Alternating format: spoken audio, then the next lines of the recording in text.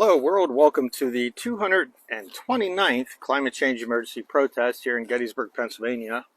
I'm on the first day's battle. It's near our house. And, it's the warning shot as to how things are about to change. And Gettysburg was the pivotal point in the Civil War where the Union actually got an upper hand on the Confederates, the South, and changed the course of history of the United States. Easily could have split into two countries if they'd lost this battle. And they didn't, and things went on, for better or worse, that it came down to the fact that people couldn't understand that owning slaves was not a cool thing. And one thing after another, it led to bad things with slavery. And they couldn't solve that problem. They couldn't figure out that to own another person was a bad thing. And the South says it is states' rights. That's crap. It's states' rights to own a slave. Just like right now, we're seeing the Supreme Court do decisions, and they're reverting back to pre-Civil War times of states' rights. And it doesn't work as a country. Federal government has to supersede with their laws unless challenged in court. And laws that they're doing now have been superseded by the Supreme Court illegally, I think. And I'll leave that up to others to make that assumption. So anyways, this is number 229, and it is April 20th, 2023.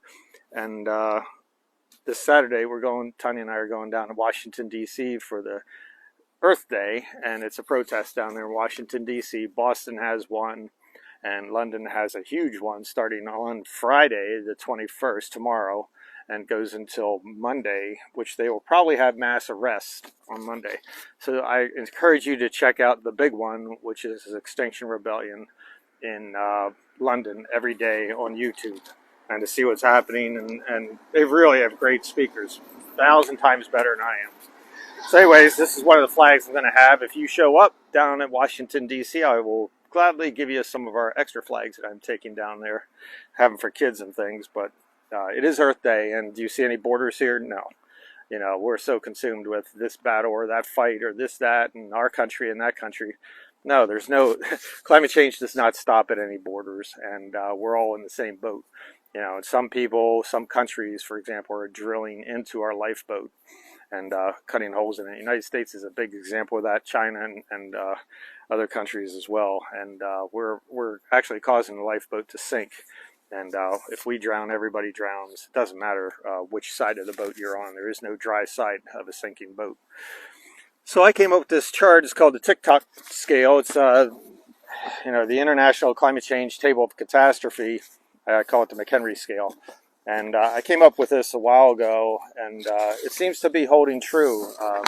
Right now, the IPCC, the United Nations IPCC, says we're at 1.2 degrees of heating, and that's absolutely not true because the level of catastrophe seems to be doubling. If you use the 1750 baseline, we're probably at about 64 times the level of catastrophes that we have now than what we had back then, back in 1750, where things, hi, how you doing?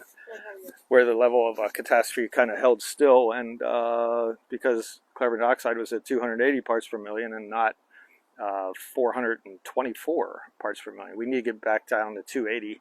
No chance of doing that. Based on the President administration drilling, like authorizing more drilling projects than anybody else has in the first 2 years, and some heinous drilling projects, we're not going back. And the problem is that people in the same party as the President administration are not doing anything to call him out on his stuff. They don't want to call him out because they're afraid of losing the next election. Newsflash, elections won't matter after the next 2 or 3 years, and we're going to be fighting for our very lives. But that's your choice, and today is really a freeing day for me. After I show you this, I'll talk about it. This is also a thing I came about as the Union of Atomic Scientists had the doomsday clock, but I added to it, and I put the Earth burning. We're 90 seconds away from doomsday, the closest it's ever been. And that doesn't mean we're 90 seconds away. It just means we're the closest it's ever been, and we got a real problem that has developed, and chances of surviving are pretty slim the way things are going. They came out with the 3 reasons why we're in big trouble, and you can check that out on the Union of Atomic Scientists Doomsday Clock. So today's really a freeing day for me, and I'm really happy because I no longer have to do broadcasts after today that cajole people, beg friends and family, beg people to turn out and actually do something concerning climate change. And I'll tell you why. Because this is the last big chance, the last real chance we have to turn this ship around and try to do something about climate change. The protests in D.C., if tens of thousands of people don't turn out, I think it's pretty well over. I think we pretty well sealed our doom, because there won't be another one until fall, a big protest around the world, and if then. And the politicians have no incentive to change their ways. You can send petitions, you can make phone calls, you can do whatever, but if you don't put bodies on the street, you're not going to get anything done. So this is my last freeing thing from that, having to beg and be a total a-hole on the air. I'm still going to do the climate change protests, but what I'm going to do is just report the facts. And I give up on trying to solve problems. I'll tell you what's happening in the world. So the climate change protests continue, but I'm no longer going to push and pull and make enemies and upset friends and family. And Lord knows I've done that. Ostracism and peer pressure has been really severe, especially here in Gettysburg, Pennsylvania, and with friends and family around the country and the world. It's just, it's too painful to continue on this way, and there's no point in it, because either we're solving this issue this weekend and forcing the politicians to do something, and if we do, then I don't need to keep telling you there's an issue, because because you turned out.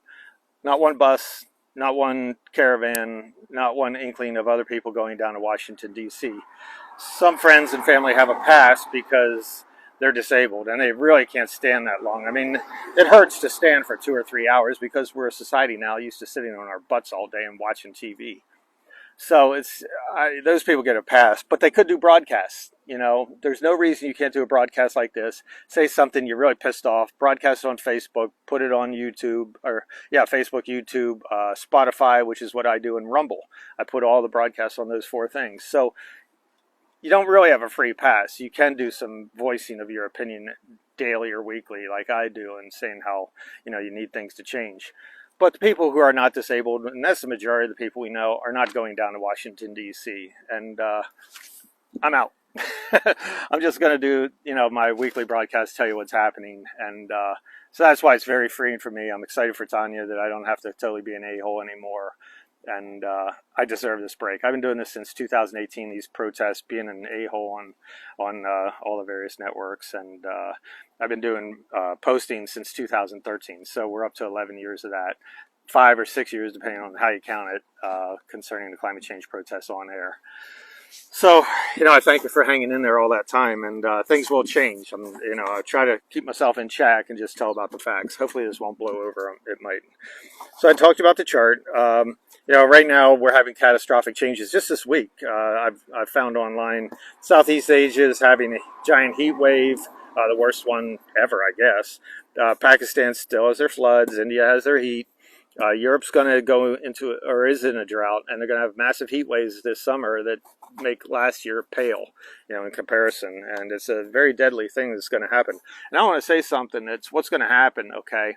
The United Nations IPCC said, and they're really conservative. They don't come out and say what's happening, as far as conjecture and everything. It has to be the lowest common denominator of agreement for anything. And they said we're going to go to a 3.2 degrees Celsius increase before 2100.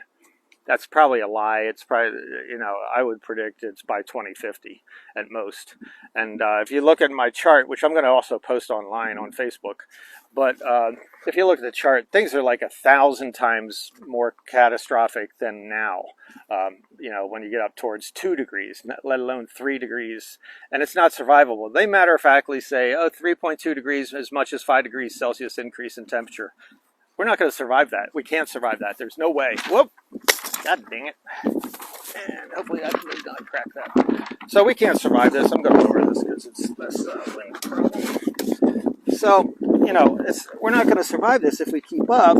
And, it's it's insane to even suggest that 3.2 degrees Celsius increase without factoring in permafrost melt, glacier melt, albedo effect, all these other things. Peat bogs drying up and catching fire.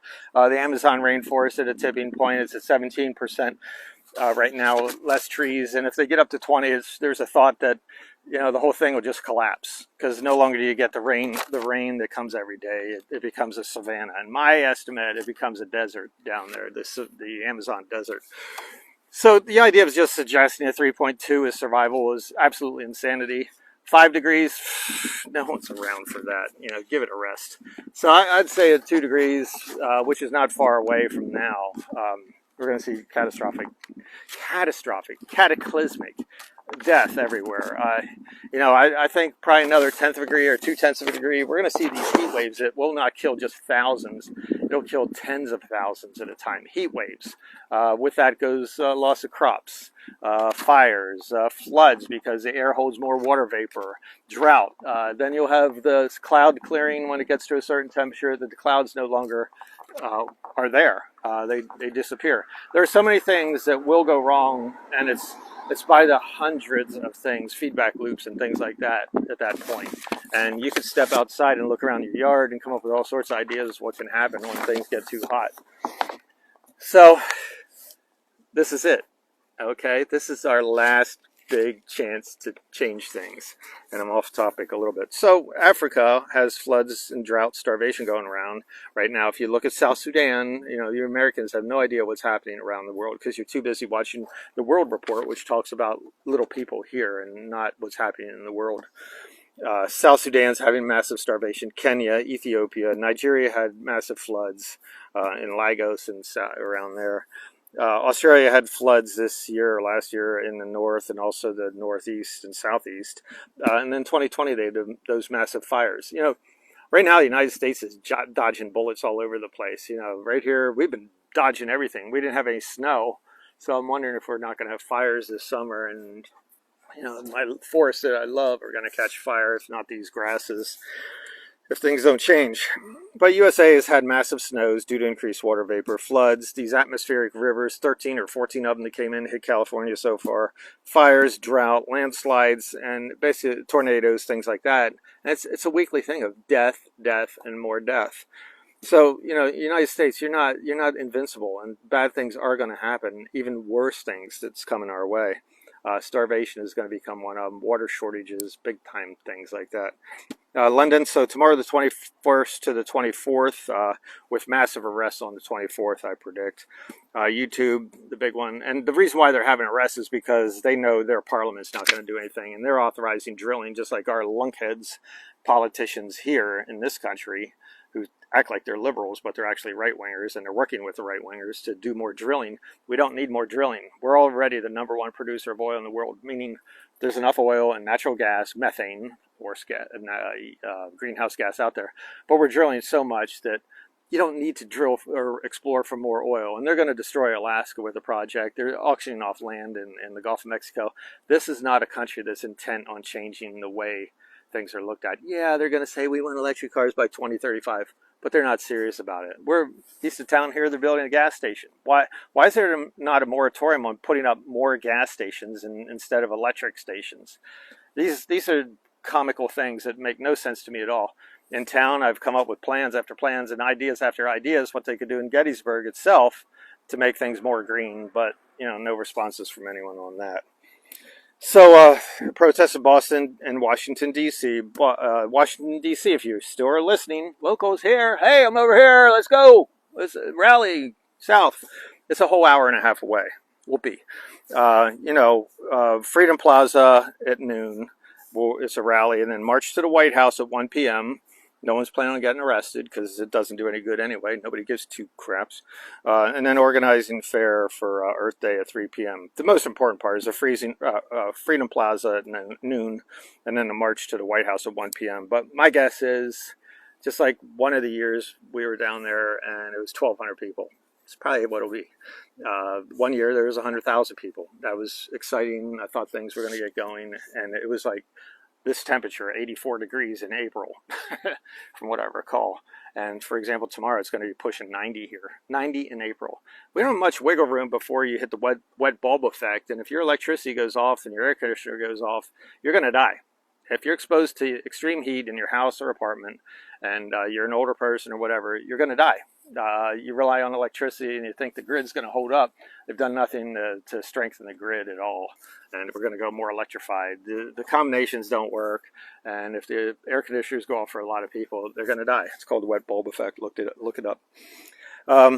So this is our last best chance. This is it. You know, freedom for me, either way, because either it's going to go right or it's going to go horribly wrong, and there's nothing I can do about it at that point. And there's no sense in struggling anymore. So, you know, I'm going to get back into running. You know, Tanya and I have been doing running. She's running real well. We're kind of training for the mile. I'm still overweight, so I'm going to be doing that, as well as a climate change broadcast. You know, so there's no effort by locals to go that whole hour and a half down to Washington, D.C., either by subway, you know, the metro, or drive down. Either way, it doesn't matter how you get there. Get there. I don't care about people going, you drove. Screw you. You know, the fact is that we have to get down there, and sitting here and saying, I'm not doing it because it's going to pollute the air.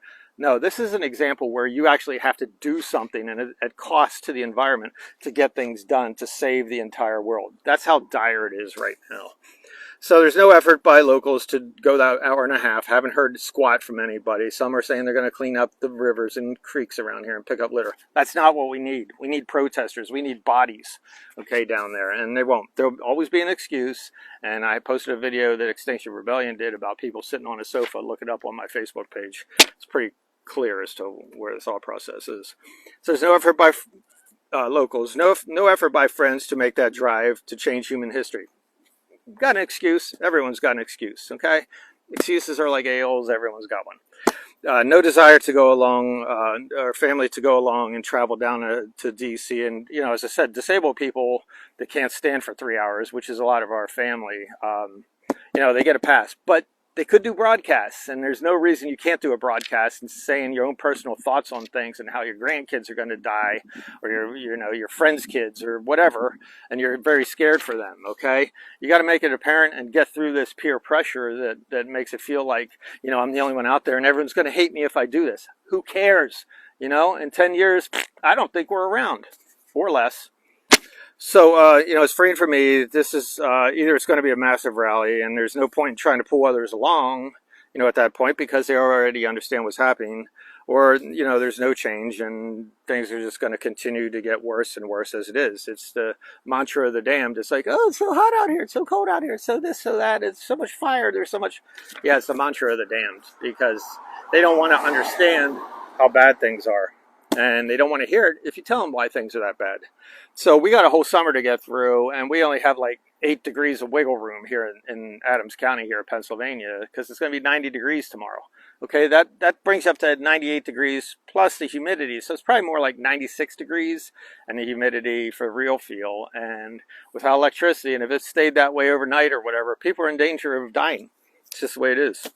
You know, but if there are tens of thousands there, I don't need to convince others that, you know, things need to be get done, because they understand it. They would be willing to make posts daily or weekly, uncomfortable protests when they need to, and do broadcasts, you know, like this. There's no reason people can't do broadcasts, especially college kids, high school kids. Start giving your feelings out. Tell how unhappy you are. You're depressed. Do whatever you need to do to convey to your friends and family, especially your family. That's how the Vietnam War got changed. You know, they started convincing their family that this was an unjust war and things were really wrong. Is where we were going. And so I ask you to watch Environmental Coffee House Friday nights on YouTube. You know, they had a great show, really good show last week. Look it up, last Friday, or whatever date that was, on YouTube. Usually it's on at 9 p.m. with Jennifer and Sandy. Now they have other broadcasts as well, but the Friday broadcast when Jennifer and Sandy are together, they're amazing broadcasts. Also Paul Beckwith on YouTube and Peter Carter, great people. So, you know, type in climate change on the internet. This Friday, also type in the big one, protest. Not just the big one, but the big one, protests, United Kingdom or London or whatever. And you should be able to see what's happening live in London. And that's how you do a protest, what they're going to do there. Amazing people over there. They get it. Europeans actually get what's happening. And if you've been to Europe at all, you see how electrified most things are and how they have mass transit. This country doesn't have squat. So this is the moment in time, the last begging, the last pleading broadcast that I will ever do. I'm not going to beg anymore. I'm not going to plead. Not going to try to make my case why we need to change and things like that. It's over, Johnny. Okay, either you're doing it or you're not. So I don't need to do any more than this. This is my 5th year doing this, 6th year doing this, whatever. And I don't need to do any more. Okay, I've done my part. I'm going to tell you what's happening. It's going to be like a news broadcast, basically saying what's happened last week or whatever, or what's happening or going to happen. But I'm not begging you. My friends and family can relax now and stop saying I'm doing this or that, or I'm doing a horrible broadcast, or I'm not doing it this way. You should do it that way. And my response was, why aren't you doing something then? So everyone can relax, all the people, and just enjoy themselves and be happy up to the very end. Because I don't have much confidence that we're going to get things done in this country. So information without this will without the uncomfortable ostracism that I've been experiencing, Tanya as well. But I've really been experiencing it. It's been crazy as to things I've heard from people, and just the overall ignoring the fact that they know I'm doing these broadcasts and nothing gets said or done, and we don't have a conversation. Never had a conversation with anyone. Okay, get it, understand that. You know, maybe once or twice, maybe 3 times at the most, but that's it. You know, and that's immediate family. And that's it. Total insanity what's going on. So I'll see you in DC on Saturday, and it'll be a totally different broadcast. I'm going to show you what's happening and come to a conclusion, most likely, that people did not turn out, and nobody cares about their kids, their friends, their family, their brothers or sisters, their mothers or daughters and grandkids, anything like that. And then from then on, I'm done saying that stuff. I'll tell you what's happening. And I'm really happy for me because I'm done with this kind of broadcast forever. So I'll catch you next Saturday. That's in 2 days. All right. And it's probably going to rain or be 78 degrees or whatever. But I owe that uncomfortableness to my stepson, Tanya's niece, and everyone like that. I cannot live with myself if I don't do something. So I'll catch you next week. Bye. I'm really excited.